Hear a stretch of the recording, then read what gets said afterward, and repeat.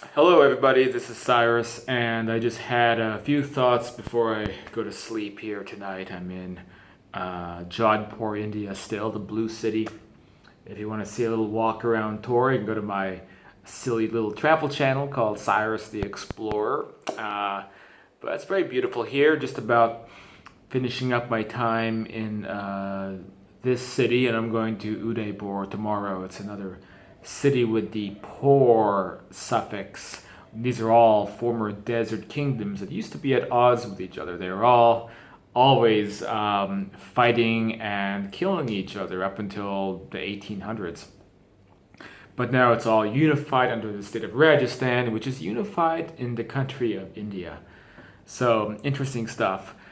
But on the topic of people killing each other over religious differences, I wanted to mention the subject of religion for a moment and something that I see people doing still, and I think people have been doing for centuries, millennia, and that is basically attributing positive things to God and then feeling forsaken when negative things happen, or attributing positive things in nature to God and then feeling forsaken when we look at the negative things in nature. And when it comes to metaphysical thought, spiritual thought, I'm going to explain why this is one of the silliest paths to go down, and definitely something that we want to kind of shake ourselves from when it comes to our own philosophies in life. But before we continue, you're watching Afterlife Topics and Metaphysics, where we talk about these types of things. I'd really appreciate it if you hit that like button, hit that subscribe button, hit that notification bell. All of that tells YouTube that my channel is relevant. And if you want to support the work and allow it to keep going, then I would ask you to please become a patron at patreon.com/afterlife topics, as low as $3 a month. More than that has benefits, including joining classes and one-on-one time with me and more stuff like that. So that link is in the description. So to continue on the topic of God assigning things that work to God and feeling angry and betrayed when things don't. And so I see this periodically, especially on kind of spiritual Facebook groups, not necessarily the afterlife groups that most people in this community are in, but more like the religious groups, spiritual groups, things like that. And it's usually a combination of like, thank God that my terrible sickness went away. It's a true blessing. It's a miracle from above. Then, how can there be a God but there's also cancer? Or perhaps someone loses a loved one. Now I no longer believe in a God or a loving God, because no loving God would create X, Y, Z. So this debate's been going on, like I said, for thousands of years. And first of all, it's coming from a paradigm that there's an anthropomorphic God sitting on a throne. If you want to believe that, that's okay. I'm not going to tell people not to believe that. Some people will interpret, quote, source consciousness, okay, it's manifested as this anthropomorphic God sitting on a throne. Then they believe that this anthropomorphic God is calling the shots and helping people to decide how to live their lives. So somehow God is now in control of everyone's lives, and there's no such thing as free will.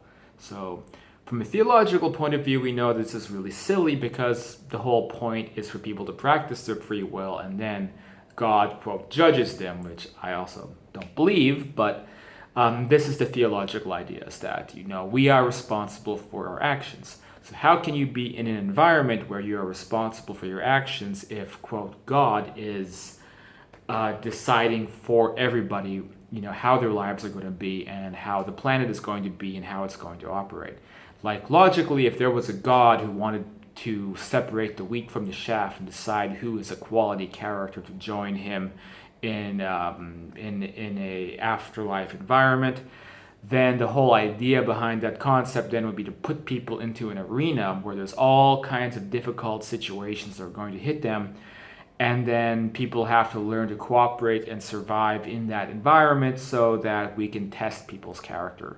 And that makes sense to me, even from a non-religious point of view, right? So taking God out of the equation, we could apply that to just what we know about spiritual realms, the afterlife, and communication with the other side, which is that we are all building our characters up to a certain point so that we develop ourselves and develop our individuality, and that through hardship and difficulty we get better, faster, stronger, wiser, smarter, all those things.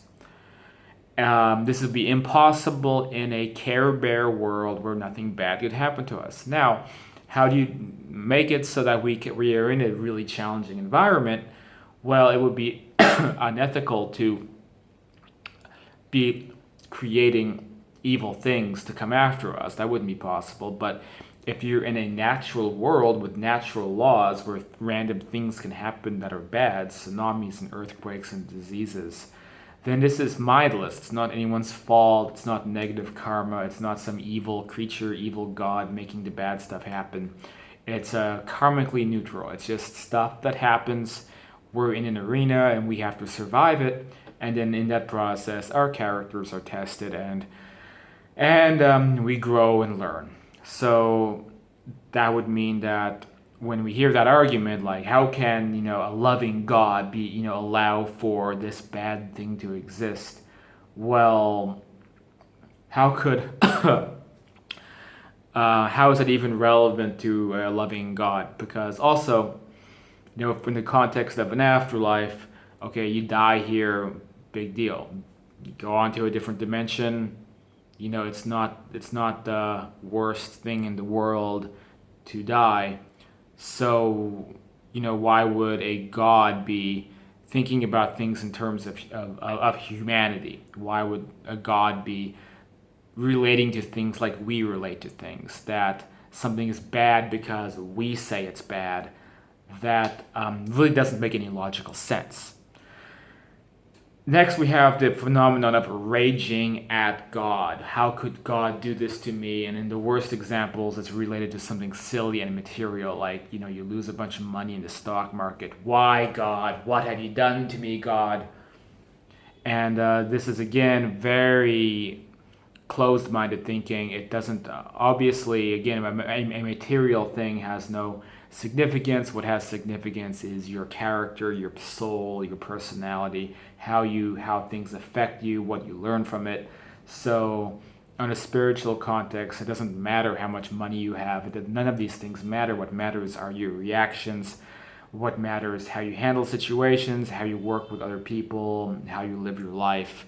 And there's a lot of allegories in the Bible that makes a lot of sense if you look at it from a certain perspective, right? The meek shall inherit the earth. Well, this could easily mean that the people who are content, humble with their lives, and have gratitude and some of these types of virtues are going to, at the end of the day, have a successful, happy life, whereas somebody always striving for the next best thing is going to suffer quite a bit. So the person who's like, why have you done this to me, God? Well, you're looking at the universe selfishly. Like, you're very close to being a solipsist to think that way. You're the only one who exists then. So so you are God in that case, right? So how does that even make sense? Why would God care about your financial status? Or, in a more serious note, what about, becoming sick or losing a loved one? Obviously, this is terrible, and this creates many, many existential conflicts. But, we also have to keep in mind that we are, in a sense, responsible. If somebody is murdered, for example, then the murderer has used their free will to make this horrible choice. And it's not that there's not a loving God or there's not a loving spiritual world. It's just that, we create that spiritual world. God is part of us. And if someone chooses to go against that, then that is part of the struggle of life. And we can't, there is no higher power that's going to stop that from happening, because it's part of the free will choices that we make in existence. So it would go against that free will if some higher power came in and stopped the murderer from committing their deed. What's interesting is sometimes that does happen. We do hear about divine intervention.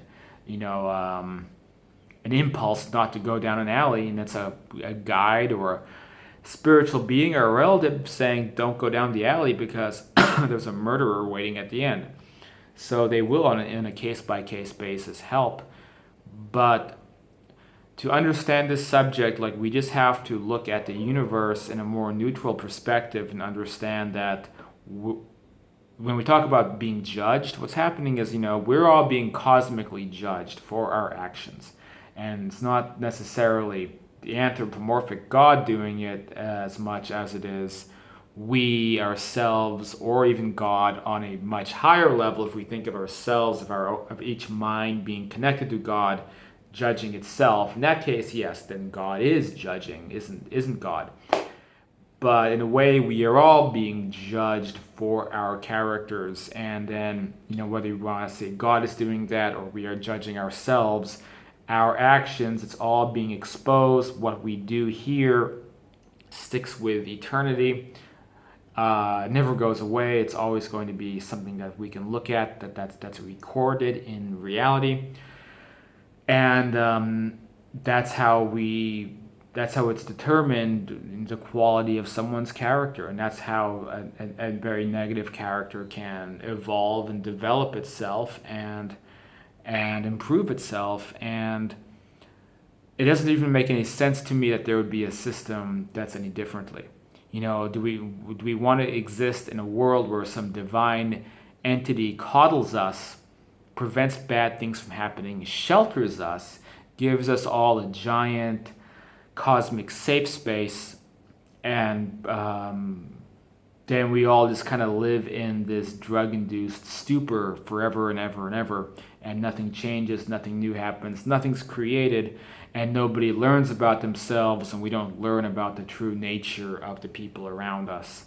So unless you want that type of existence, then we're always going to be in an existence where bad stuff could happen. And it doesn't mean that there is no God, and it doesn't mean that there is no loving, higher spiritual powers. So snap out of it.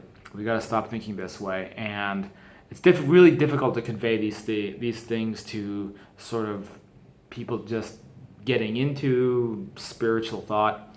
It's some ways complicated, and just people's go-to opinion is raging at God.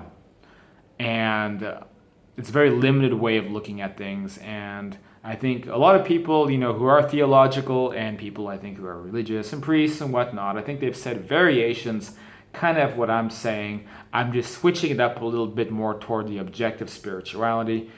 But probably if you listen to a proper imam, a proper preacher who, knows what they're saying, knows their stuff, they'll say a variation, I think, of this. But the difference to me is I just look at things on a wider perspective. I don't look at an anthropomorphic God.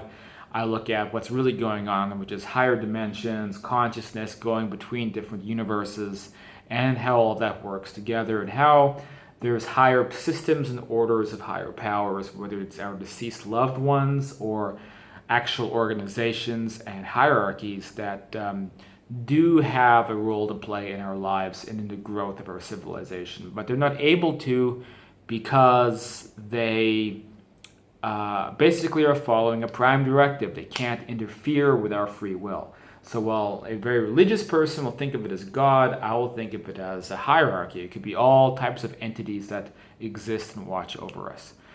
Well, that's it for this video. Thanks for watching, and I'll have new videos coming out soon. I'll be in a new location soon, and if you want to get involved, hit the afterlifetopics.com or join the Facebook group, which is Afterlife Topics and Metaphysics. That's it for this video, and I will just see you guys next time. Going to bed now. Good night.